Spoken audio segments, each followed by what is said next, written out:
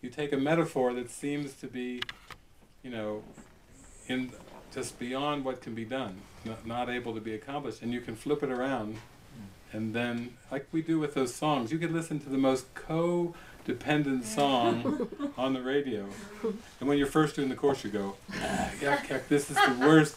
Oh, I can't stand to even hear the radio on.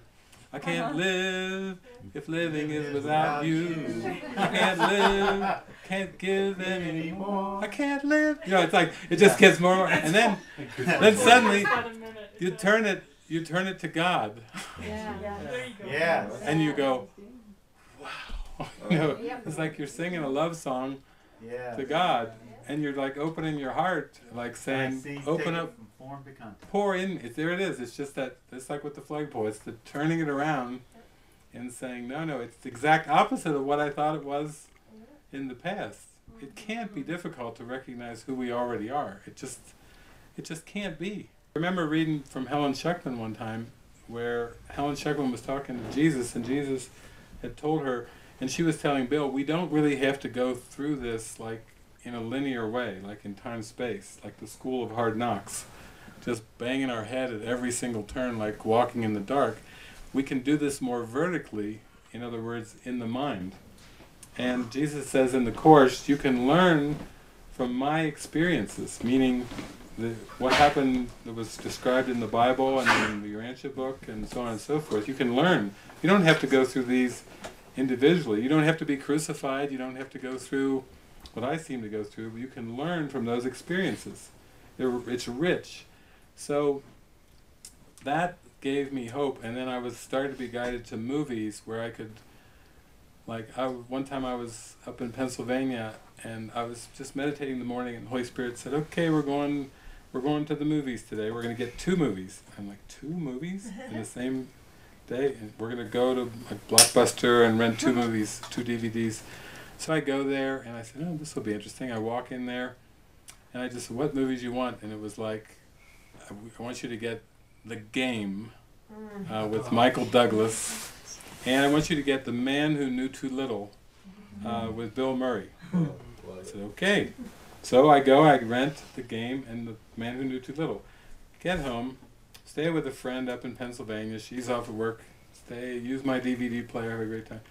So I put in, the first movie was The Game, and you know, it was the story of brothers, and one had bought a gift for the other one, and it turned into this great unraveling. It's starting to see that it was all his own mind and fear, except Michael Douglas' character seemed to be a very powerful banker, wheeler, dealer, so he had a lot to undo, and he would fight back against the dream, and the dream would come and hit him even harder because it was his own mind, and he was trying to show his power, and the dream was coming back fiercer. But it was kind of it was just like no act. I watched the second movie, which I don't know, no idea what it is, and it's the same thing. It's 2 brothers, one brother buying a gift for the other one, and it's the same thing. It's like the theater comes to you. It's the same metaphors, brothers. I was like, my God, it's like parallel movies.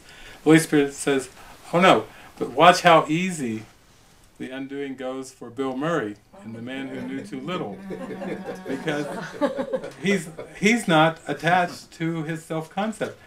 One guy is a banker in the world of high finances and thinks he's all-powerful, mighty God, and he's got to go through a major dismantling, and Sean Penn plays the brother, and Peter Gallagher plays the brother over to Bill Murray, and what is, they give Bill Murray truth serum. They believe he's like a super agent because they think he seems to have no fear, but he sees that it's just a theater.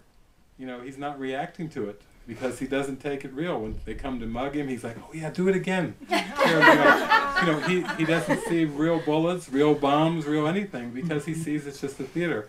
So he waltzes through it. In fact, one time they tie his arms behind his back. They've got him, pinned in, and they give him truth serum, and they say, who do you work for? Because they think he's he's an American spy, and they don't know which country he works for. And he goes, Blockbuster Video, Des Moines, Iowa. Now that's the kind of self-concept we're dealing with. a Blockbuster video attendant. And the other guy is like this world banker financier. Same content, 2 movies, and the Holy Spirit's saying, you want to do it this way, or you want to do it this way? Do you want to hold on to the self-concept and fight it, or do you want to do it? See, that's what you're asking me, what made it faster? Well, with lessons like that, does that sound difficult? Renting DVDs from Blockbuster and watching movies and getting profound lessons? That does not sound like something that's hard. And it wasn't. It wasn't. It was very insightful, but it really sped the whole process up.